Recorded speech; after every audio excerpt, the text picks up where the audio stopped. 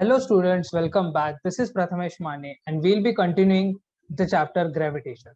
Well, in the last lecture, I gave you the introduction of Johannes Kepler, who invented the planetary laws of motion, and we'll be studying them today. So, for learning Kepler's laws of planetary motion, we need to understand the concept of ellipse. The first question which arises in the mind is, why do we need to understand the concept of ellipse? Well, the orbit of Earth or any other planet around the sun is elliptical. Since the orbit is elliptical, everything needs to be understood with respect to the ellipse. So we need to understand some concepts of the ellipse so we can understand Kepler's laws deeply. As I told you, the orbit of the Earth is elliptical, and so we need to understand the concept of ellipse in order to understand the Kepler's laws of planetary motion. Well, what is an ellipse? Ellipse is nothing but it is a curve which can be obtained when a cone is cut at an angle. So for example, you can see here is a cone. So if this cone is cut at an angle, or if this cone is cut at by an inclined plane, then the figure or the 2D shape which we obtain is nothing but an ellipse. So we'll now move on to some important concepts of the ellipse. Well, so as you can see in the figure, some important points of the ellipse are being denoted. This point at the center, this is the center of the ellipse. There are two foci of the ellipse. Here it is named as focus, but we call it as foci, F-O-C-I.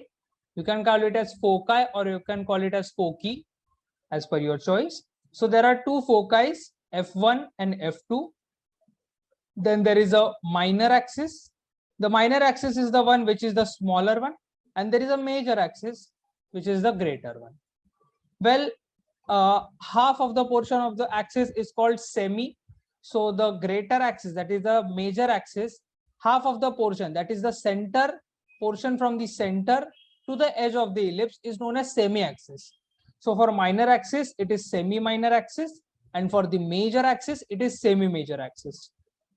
Well, the vertex are the points which are at the ends of the major axis. Vertexes are the points which are on the edges of the major axis, while co-vertex are the points which are on the edges of the minor axis. Fine. So there are 5 important concepts in an ellipse. First one is the center of the ellipse. Second one is the focus or the foci of the ellipse. Third one is the minor axis. Fourth one is the major axis, and fifth one is the vertex and the co-vertex. Remember all these 5 important concepts of the ellipse. If you want, you may even take a screenshot of the same, as this is going to be used a lot in all the Kepler's laws of motion. Fine, students? Okay. Then now we move on. Well, the linear eccentricity is nothing but it is the distance between the center. You might have seen this here. Linear eccentricity is the distance from the center of the ellipse to one of the foci, whether it be F1 or F2. This concept is not required for understanding Kepler's laws of motion, so I'm not discussing this in the class. But well, minor axis, major axis, focus, vertex, and co-vertex, and the center. These 5 concepts are required, and we'll now understand how they are important in the Kepler's laws of motion. And the most important question, what are Kepler's laws of motion? Well, Kepler stated 3 planetary laws of motion. Actually, he was studying under an astronomer. He was a helper for an astronomer, and the astronomer accidentally died. So then he became the royal mathematician at a court, and then he started studying the study material of that astronomer, and he deduced these 3 laws. So what are these 3 laws? Well, we'll go on. First is Kepler's first law. What does the first law suggest? First law suggests that the orbit of a planet is an ellipse with the sun at one of the foci. What does the first law suggest? Orbit of the planet is an ellipse with sun at one of the foci. What does this mean? Let's get back. At sun at one of the foci. So what does this mean? Sun is either at F2 or sun is either at F1. Got it? Why is it important to understand the concepts of an ellipse? Well, Now I would ask you all to take a screenshot of this so that we can refer to it, or you may note it down so that we can refer to it as we move on. So let's see. See, what does it say? Orbit of a planet is an ellipse with sun at one of the foci. So the sun is either at F1, that is, it is at either foci 1, it is either at F1 or it is either at F2. And the planet is on the perimeter, as we like to call the perimeter of the ellipse. So the planet revolves around the perimeter of the ellipse, while sun is either at F1 or the sun is either at F2. Well, always remember the foci are always located on the major axis and are never located on the minor axis. Remember this point. Foci of an ellipse are always on the major axis. So the sun is either on F1 or the sun is either on F2. So Kepler's first law is basically nothing. It is very theoretical, that the orbit of a planet is an ellipse and sun is at one of the foci. Okay. Yeah. So we move on to the second law. Now, what does Kepler's second law state? Second law states line joining the planet and the sun sweeps equal areas in equal intervals of time. Confusing, right? Well, let's go again. The line joining the planet and the sun sweeps equal areas in equal intervals of time. What did we learn in the previous law? We learned that the sun is at one of the foci and the earth or the planet revolves around or through the perimeter or is located on the perimeter of the ellipse. So if the planet is located on the perimeter and sun it as one of the foci, then if we draw a line, that is, if we draw a line and if we calculate the area, then the area and the time is equal. What does it mean? It means the time taken by, it means if A1 and A2, here they have stated two areas, A1 and A2. If these two areas are equal, then the planet takes the same time to go from A to B as it requires to go from C to D. The planet will require same time from A to B and from C to D. So what does this law suggest? This law suggests that the line joining the planet is here, the planet and the sun sweeps equal areas in equal intervals of time. So if the time taken by A to B is T, then the time taken by C to D will also be T. And now if A1 is equal to A2 is equal to A3, that is the area which has been represented here, then the time taken from E to F will also be T. What does this mean? If the planet revolving around the sun sweeps equal area, sweeps means it covers equal area, it covers some area and that area is equal to another area, then the time required for both of the areas will be the same. That is, the time required to revolve around the sun for that amount of area or for that path will always be same. Now what does Kepler's third law suggest? Well, this is a bit theoretical. Kepler's third law suggests square of its period of revolution around the sun is directly proportional to the cube of the mean distance from the sun. I'm sorry, cube of the mean distance of a planet from the sun. Yeah, I'm sorry. So what does it suggest? That square of the mean distance, square of the period of revolution around the sun for the planet, this is square of the period of revolution around the sun is directly proportional. Directly proportional. Do you guys know what is direct proportion? I think you have learned it in the 7th or the 8th grade. You have learned about direct proportion and inverse proportion. So you guys might be knowing direct proportion means it is directly related. What does direct proportion means? If one quantity increases, the other quantity also increases and vice versa. So if the square of period of, so basically here, if the period of revolution increases, then the mean distance of the planet from the sun also increases. So how do we represent it? Well, This is a good representation. Let us assume that t is the period of revolution and r is the distance distance of the planet from the sun. Then square of the period of revolution. Square of the period of revolution is equal to cube of mean distance of the planet from the sun. This can also be represented as t square is equal to r cube, which is equal to a constant. Let us assume the constant to be k. So what does Kepler's third law suggest? Kepler's third law suggests that square of its period of revolution around the sun is directly proportional to the cube of the mean distance of the planet from the sun. Square of period of revolution. I have made a mistake here. Sorry for that. This is cube. Yeah, really sorry. This is cube. Yeah. So square of period of revolution is directly proportional to the cube of the average distance of the planet from the sun, or the mean. The average distance and the mean distance is the same thing. Mean distance or the average distance of the planet from the sun. This equation can also be written as t square is equal to r cube is equal to k, where k is nothing but k is a constant. Fine.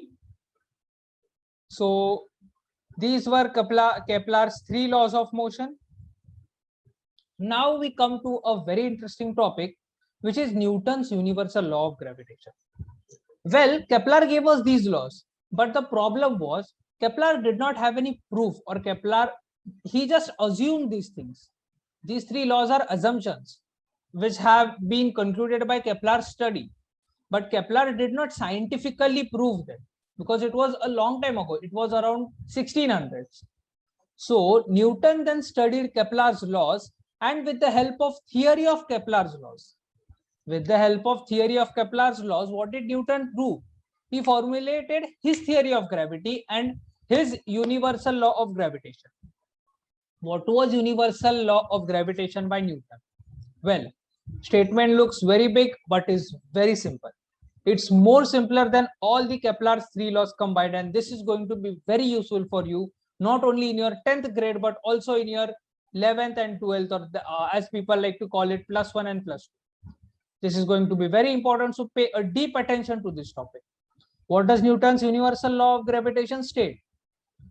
Every object in the universe attracts every other object with a definite force, which is directly proportional to the product of the masses of the two objects and inversely proportional to the square of the distance between them. Confusing, right? Let's go again. Every object in the universe attracts every other object with a definite force. So imagine there are two objects in the universe.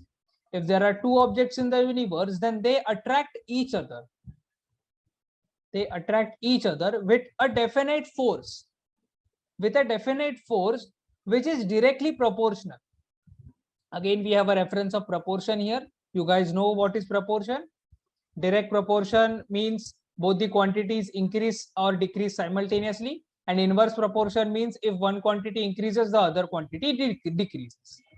So it states that with a force which is directly proportional to the product of the masses of the two objects. What does this mean? If the force increases, obviously the mass of the object will be more. In other words, if the mass of the object is more or is greater, the force will be greater and is inversely proportional to the square of the distance between them. Let us ignore the fact of square for a minute. Let us just ignore the fact of square. Now see guys, if we ignore the factor of square for a minute, it is inversely proportional to the distance between them. What does this mean? If the force increases, the distance will be less, or in other words, if the distance increases, we require a lesser force. If the distance decreases, we require more force. So this can be represented in a simpler way like this, where F is proportional to m1, m2 and d square. Now, well, you guys might be thinking, what is this? Here F is the definite force which we are speaking about. This definite force is nothing but it is F. Then what is m1 and m2? M1 and M2 are masses of the two objects. The masses of the two objects are M1 and M2. And what is D? D is nothing but the distance between them. D is nothing but the distance between them. And as we had stated earlier, it has to be the square of the distance between them. So we have squared the D term. You can see we have squared the D term. I'll erase this. Yeah, we have squared the D term. Also, this equation can be written as F is equal to G M1 M2 upon D square. Now guys, what is G here? This G is nothing but it is known as Newton's universal gravitational force. Oh, sorry, it is known as Newton's universal gravitational constant. The capital G is nothing but Newton's universal gravitational constant. The value for this G is 6.67 into 10 power minus 11 Newton meter square.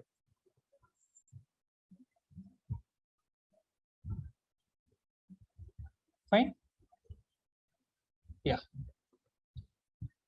This is the value for G.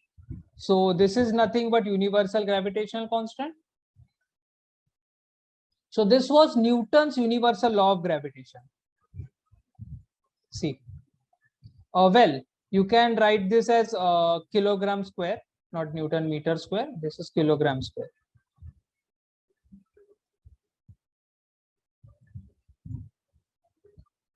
Newton per kilogram square. Yeah. So I would like to show you a demonstration for the same, because if you have not understood, you can see through this demonstration. You can try to understand through this demonstration once again.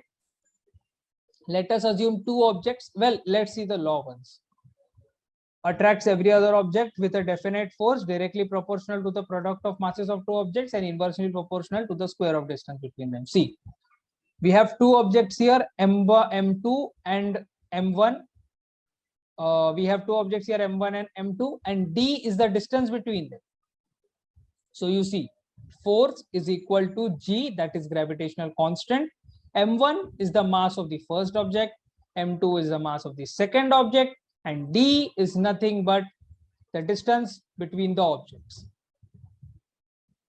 So this is nothing but Newton's universal law of gravitation, and G is Newton's universal gravitational constant. Please note down these things. G is Newton's universal gravitational constant. Got it? So these are the concepts which we have learned in this lecture. In the next lecture, we will be continuing with the chapter. And also, I think in the next lecture, we'll try to solve some numericals. Okay, guys? So keep studying till then, and goodbye. Thank you.